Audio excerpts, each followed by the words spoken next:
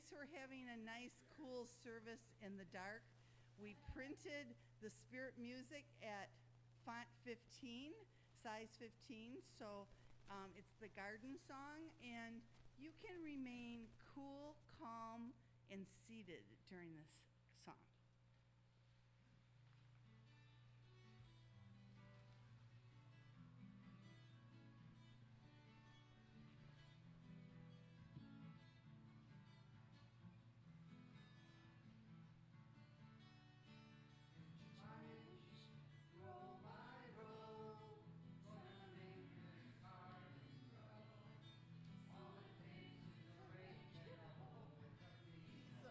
Fertile ground.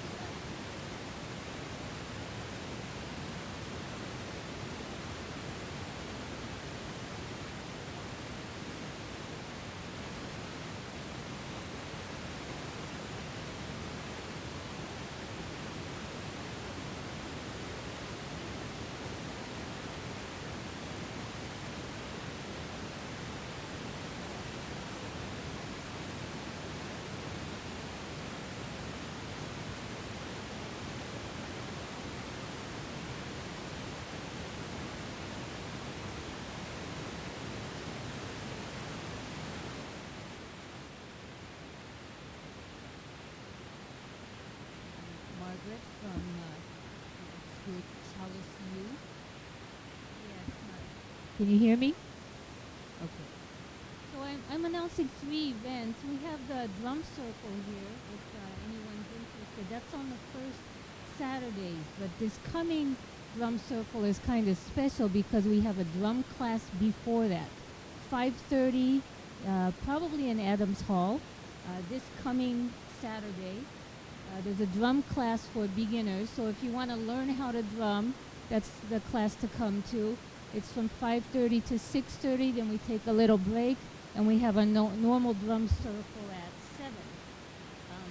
Also coming up on August 24th and 31st, these are both Saturdays, 2 to 6 p.m., there's going to be a drum making class. If you're interested in making your own drum, it makes it kind of special if you go to drum circles to have made it on your own. So that's coming up. Also, last but not least, August 1st, this next Thursday, is when we're restarting our Path to Higher Knowledge session. This month we're having a man named Brandon Steele coming. He says that he attained enlightenment by doing certain yogic breath techniques, and he's going to show us what he has done. So if you're interested, that one is on Thursday evening, this coming Thursday evening at 7 p.m.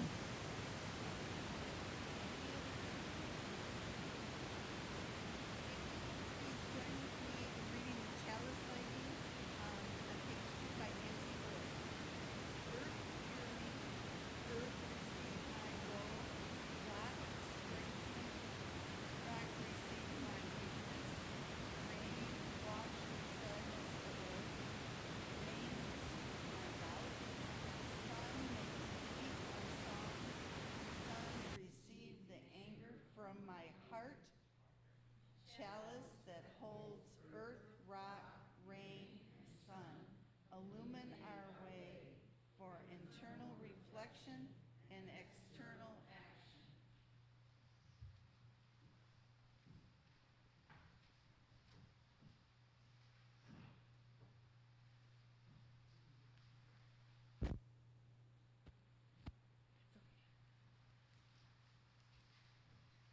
Our next hymn is in your gray hymnal, and it's one that we're accustomed to singing in the Thanksgiving time, but today's service is about first fruits, and so it's appropriate. 349, we gather together.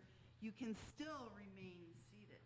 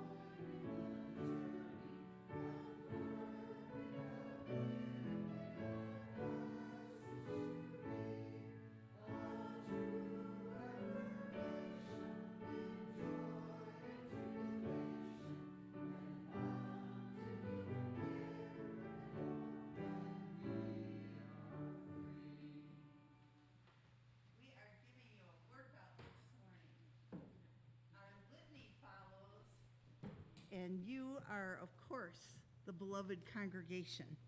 I want to be with people who submerge in the task, who go into the fields to harvest and work in a row and pass bags along, who stand in the line and haul in their places.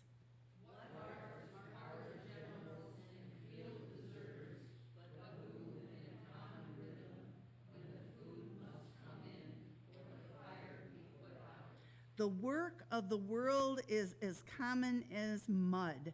Botched, it smears the hands and crumbles to dust. The thing worth doing well done has a shape that satisfies, clean and evident. Greek amphoras for wine and or oil, Hopi vases that held corn are put in museums, but you know they were made to be used. The pitcher cries for water to carry, and a person for work is real. And so today we will notice that some of our regulars are not in the pews today because they are getting the fire started for our barbecue and for our picnic, and all of you are invited. I know a few people came in after that announcement. If you need directions, just ask somebody that you're seated next to and you can follow them to Shiawasee Park. For our words of offering, we would like to welcome all of you first-time visitors and have you be considered our guests for today. But today we are acknowledging the first harvest gifts. We bless them today. They become a part of the resources we share among this community. The financial gifts that you provide allow us to go out and serve the larger community as well. All gifts are accepted with gratitude and promise to be good stewards of what is offered.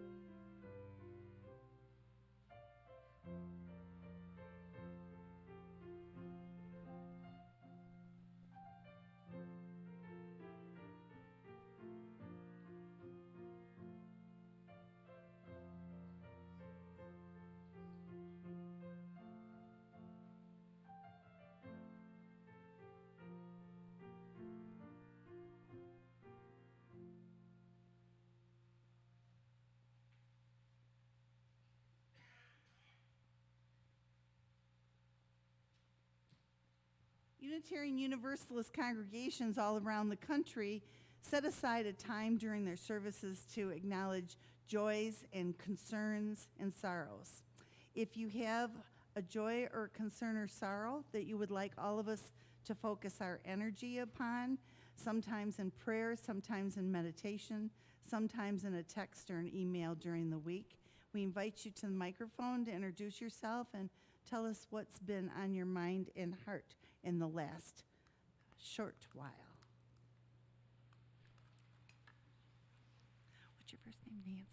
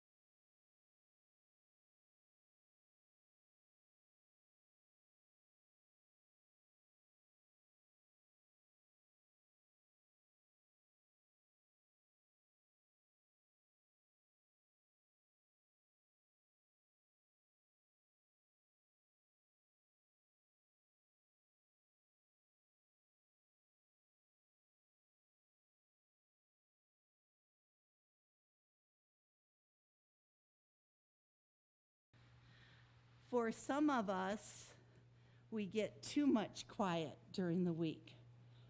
For others, we have very little quiet in our households during the week. This time of meditation and reflection gives you a pause in this day that will hopefully recenter your spirit, recenter your mind, and recenter your direction. If you would close your eyes, if you are willing and able, and become unencumbered with hymnals and orders of service, and hopefully unencumbered with thoughts. As a thought moves into your mind and then floats away, you will also be listening to a garden song. So you can pretend you're in your garden or favorite garden with all the garden royalty that shows up. The cherub and the Virgin Mary, the Buddha and the garden gnome, all the garden statuary talked in spring of how things grow.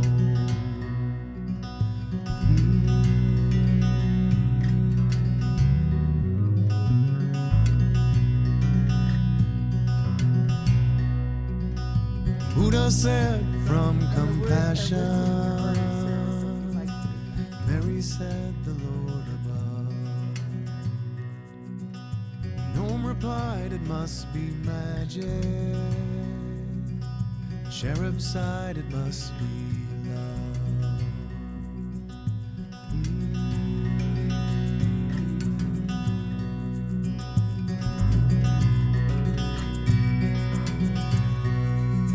And it rained then in the garden, and they all stood round and witnessed in stillness and listened to that lovely sound.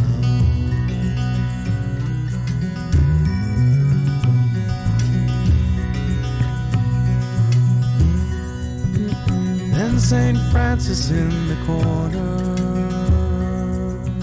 spoke up at the gathering. Peace, he said, is most important. Peace for all the living things.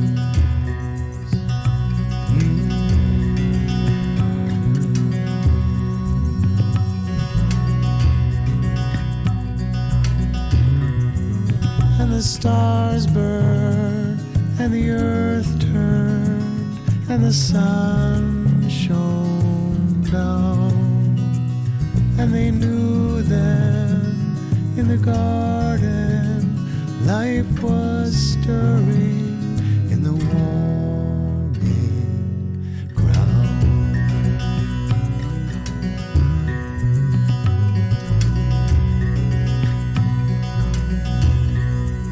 And St. Francis stood entranced as cherub watched beguiled. Gnome's hands lay on his sharp spade. Mary gave thanks, and Buddha smiled.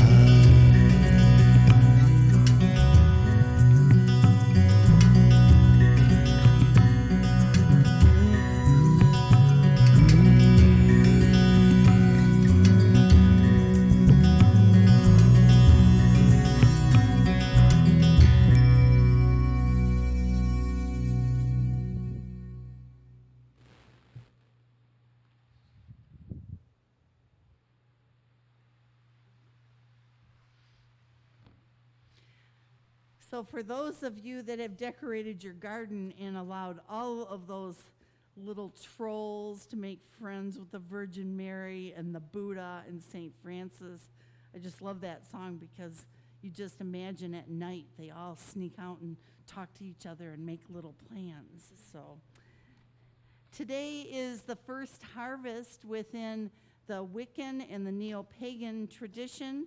I will tell you a little bit more about that. I don't think I got the email out in time for everybody to bring something from their garden. But if you have an overabundance in the next few weeks, a lot of people end up having a lot of zucchini. You could bring it in and bring it to coffee hour and gift it to others in the congregation if you'd like. But we have a sampling, a token of the first harvest, if you will.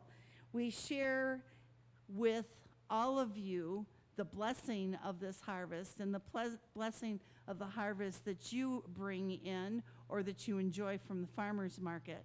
Each of us have been blessed by much rain this season in the beginning and now so much sun. So that brings an abundance of certain things, and certain things you've had to baby a little bit. We eat from the earth, we drink from the rivers, and we are grateful. As most of us are urban people, but some of us moving out into farmland, we become so accustomed to sometimes just having food available to us. And we know that each bite is precious. So I have these little shallots.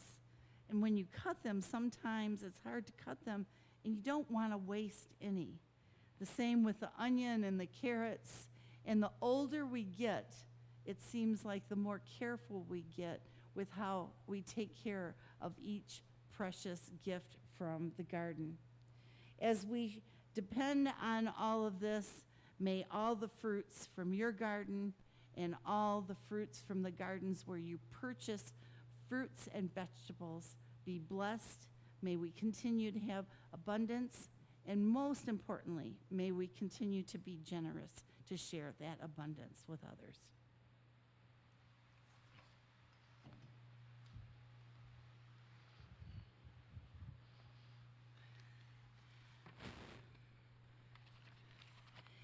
As Unitarian Universalists, we learn from the traditions and rituals that have become foundational in our faith tradition. We take lessons from Christian texts, from Buddhist practices, from Muslim prayers, Hindu and earth-centered religions. There are rich metaphors and rituals of all of these belief systems that can offer guidance and a reconnection to our priorities and a necessary focus for our own survival. We live not by things, but by the meaning of things. So now we are entering the seasonal celebration of Lammas, or Lughnasadh. If you saw the word spelled out as you do on your order of service, you'll see that, like my last name, it certainly isn't spelled the way it is pronounced, but it is pronounced Lughnasadh.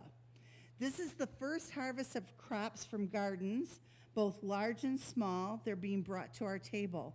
This abundance of food that's available is measured by the amount of rain and sun and the amount of care combined from the backyard farmer to the commercial farmer alike.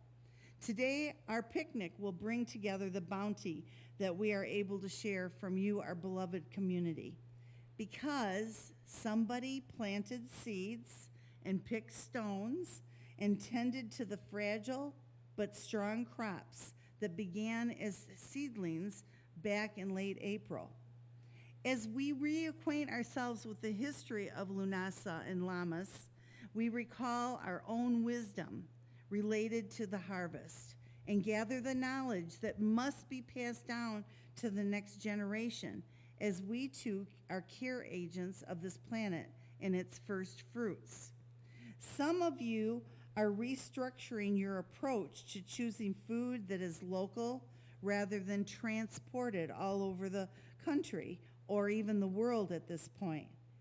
You know that the further your food comes from, the more expensive it is, because the transportation cost from the barge to the truck driver to the gas prices are added to each item. Some of you still read the Farmer's Almanac, which gives clues as to what crop and what yield abundance will come in a certain year, and which crop will suffer due to too much rain or sun. Remember the apple crop being destroyed about 8 years ago during an ice storm in early spring, and it took away all of the apple blossoms. Cider mills and covered apples and sustenance for our local Michigan farmers were impacted, as well as your cost in buying the fruit we all take for granted. Some of you are aware of the fragility and the rotated years available to certain crops. It's my understanding, and a better farmer than me could correct me, but it seems like when you plant asparagus, you don't get a crop the first year. You have to wait a few years. And then when you harvest it, you have to wait a few more years. So you like to keep it in rotation.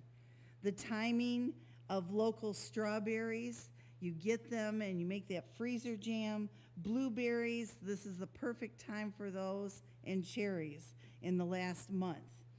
The sense of urgency, this is something that I'm trying to teach the young people in my family, that I told them a few weeks ago. I said, if I haven't learned anything in my life, I've learned that there's a sense of urgency.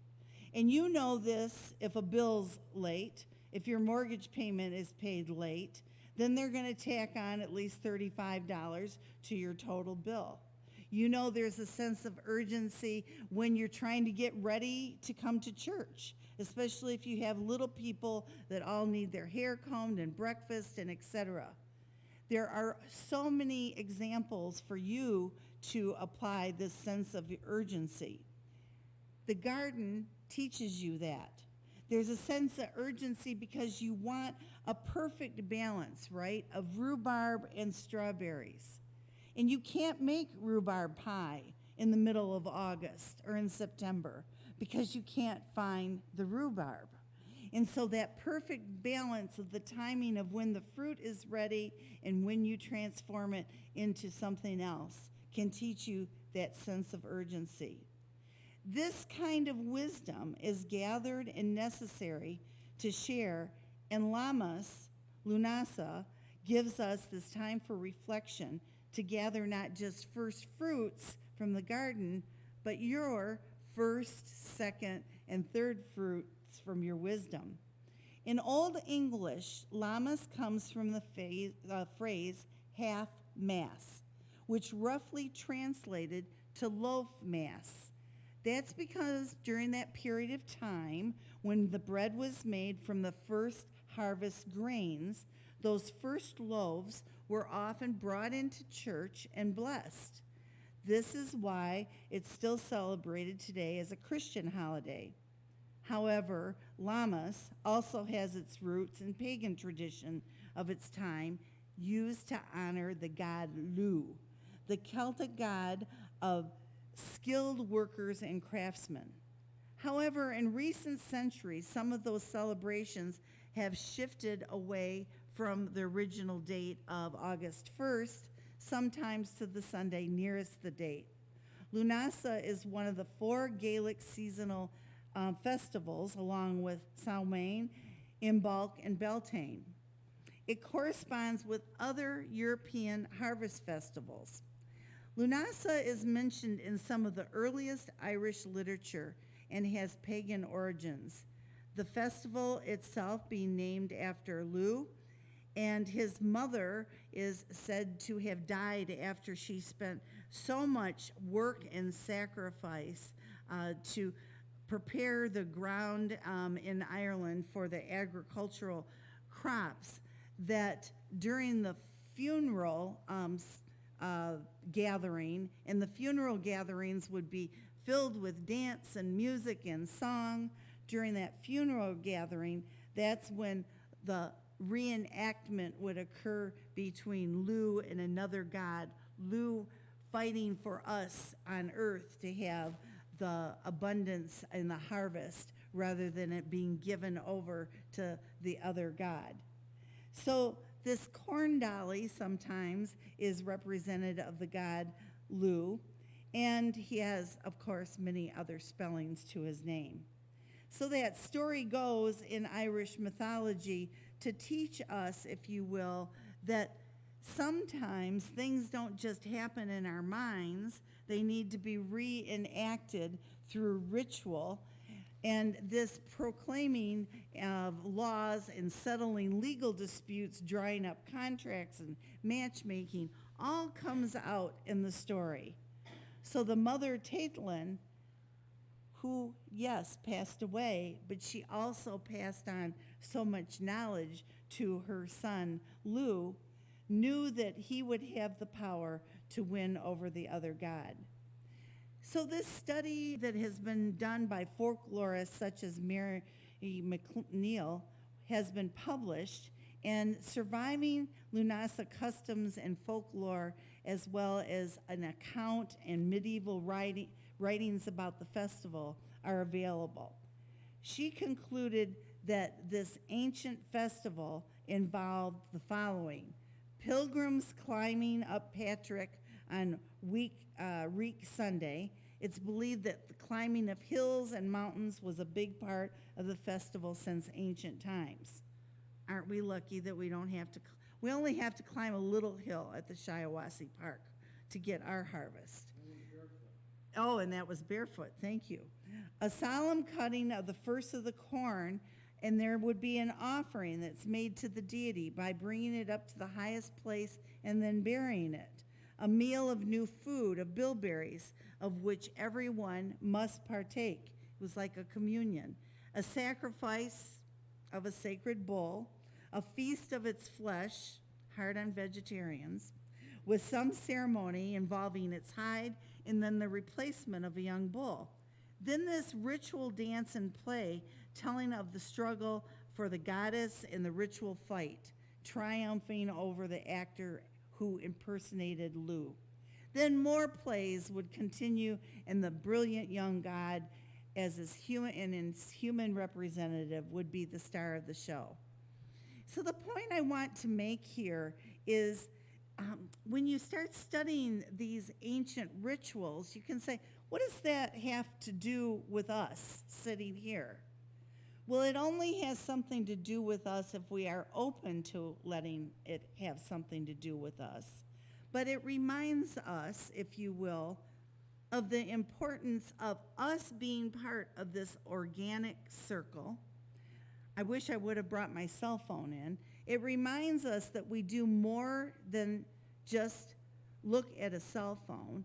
Can you imagine, for instance, if you had introduced this to your children, and we still have time to, they're often making up games of their own, fighting who's going to win over what and whose team's going to be on whose side, etc. All of that organic play that they naturally make up has roots in these historical stories. And so if we engage our children and allow ourselves to be engaged through mind, body, and spirit, then we will not feel so disconnected as we're going about our regular day. Now, I'm not charging or accusing anybody here of being disconnected to anything. Some of you who have gardens know that you have to be connected. Some of you that even have just a couple of flower pots, you know that they take water every day. You can't go out of town without calling somebody in to water your plants. So those kind of connections are important as well. I also find it interesting that as wedding couples come to me, and after doing over 500 weddings in the last 30 years, now I always ask where the couple have met. Many couples now have met at gaming gatherings. And so the games, whether they be Dungeons and Dragons or a game called Magic, or there's a place in Clawson that I went into with my grandson to get comic books. The games, there are thousands of box games, and then there's a great big room as big as our entire meeting house in the back, and people are back there playing games with one another that take on personas and characteristics of different characters and act them out. Anybody that's in this room that's under 35 is not surprised as to what I'm saying. But some of the rest of us are like, whoa, I know about Monopoly and dominoes, but there's all these other opportunities, and they are opportunities. Instead of clicking on a TV, people are learning about these characters, and they're engaging themselves again, mind, body, spirit, and then they create communities that interrelate. And so as a congregation, we need to celebrate and encourage that, and also know that sometimes that's our big competition on Sunday morning as people gather in other places. So all of these customs and these borrowings, if you will, that Unitarian Universalists do from looking at different traditions can be applied to our day-to-day life. So those rituals become just as important as the rituals that we have once or twice a year. So if you are going to Ireland anytime in the next year or so, please check the festival dates, because these festivals are still going on with, it's kind of like a Renaissance fair, traditional storytelling, markets, arts, craft, music, dancing, drinking, etc. And all of these things happen with an historical connection. And so from Sligo to Brandon and on to County Antrim, you will see Lughnasadh celebrations and other harvest and planting celebrations in Ireland. And if you'd like to know more about Lughnasadh, there was a beautiful film made in 1990 called Dancing at Lughnasadh. It's a powerful film of personal transformation created by Brian Friel. The dates may change by a couple of days, but the sentiment is there. There are groups of people now called Celtic Reconstructionists who follow Gaelic traditions, and they celebrate not just Lughnasadh but other things. And Wiccans also have a crossover that mark those holidays. So what will we feast on today at our church picnic? Think about what you brought. Think about how far your food traveled to make it into your car and then onto our collected table. What is your organic connection to the food you eat? Somebody has asked me yesterday at a family picnic why I was a vegetarian. And all the reasons that I gave, from ethical reasons of how the animals are treated, etc. Now, if you are willing to spend enough money, you can get free-range eggs and free-range steaks and free-range chickens. And so you have happy animals that are dying in a more ethical way in order to provide food to your table.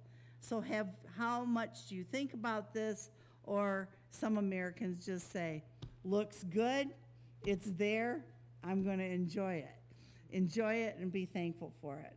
Lughnasadh has opened up another opportunity for us to become aware of the food choices we make, how agricultural workers are treated, the use of pesticides, and the variety of organic food, and what its meaning is in your daily life. So I'm sure next year you're going to put Lughnasadh on your calendar and bless the fruits that you were lucky enough to get to grow in your garden. I wish we could, we can eat sunflowers. My sunflowers are doing great, but they require a lot of attention because they were in pots this year. So as we end our service, and I'm going to just give myself a pat on the back a little early so we can go to the picnic, I would like to ask one question with just a brief answer from just a couple people. What is one piece of wisdom that you have learned from the garden that you would like to share with the next generation? So brief, because the sermon's already been given. Paula, do you have something? No. Anybody? Julie? That's for sure. Anybody else? Margaret? Oh, we're not in control? Yes. Liz? I would say sometimes all the critters and the things that you would rather not have in your garden are actually helpful. Right. Tito? There are a great many fruits that you don't have to grow. You can just take from Mother Nature. And I'm finding out this year through my study of mushrooms, there's a great many things that are in the pathway that you can take and eat or use for medication or you just have to learn. That is so, it's like a whole nother layer of knowledge. And we live in a very diverse neighborhood, and I'll see people clustered around vines on a bike path, and they're picking berries because they know which berries to pick. Yeah, John? More time. Yes. In the back? Definitely. We all rely on it. So with all of those lessons and more, I would like to close by reading this poem by Lynn Unger. She's a minister who lives in California, and I wish I should post some of her pictures because she trains her border collie, and they win all kinds of prizes. She dances with them. I mean, those border collies are amazing, but that's another service about dogs, right? This is about watermelon. You know what summer tastes like? The pink flesh of generous earth. This rounded life, fully ripe, fully flavored. How could you be ashamed at the tug of desire? The world has opened itself to you, season after season. What is summer's sweetness but an invitation to respond? There is only one way to eat a watermelon. Bury your face in the wetness of that rosy slab and bite. Have a wonderful afternoon.